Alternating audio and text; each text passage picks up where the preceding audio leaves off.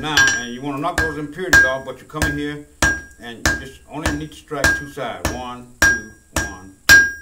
Then you draw the mill out and back down. Then you square it up. And I'm only moving my left hand, pretty much. This is the guide. And then you come here to your harder and cut that again. 1, 2. Now you can either snap that all the way in two, or you can take your plow, which would be better, and snap that on off. See. Now you want to grab it, and then you push that down and get the head. All right.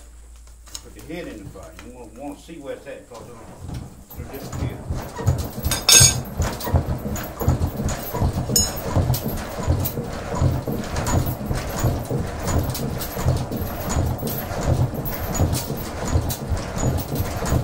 Okay.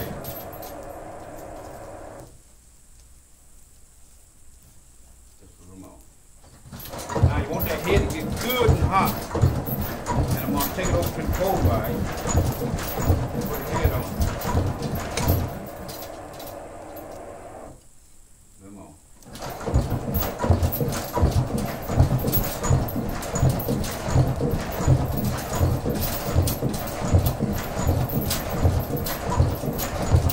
Okay, that's good.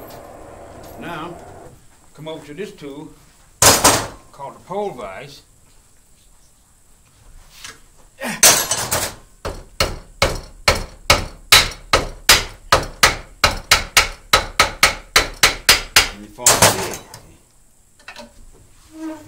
And then put the quenching tub. This is where you harden it and put the temper back in it. And that's how they would do what they call a rose head. If you look on the top of it, there's a little marking. You see the little 3-dimension. Can you see them? Oh, yeah. So that's what they call the rose head. But that was used for like doing a cabinet. You already saw one. Here you go. Awesome.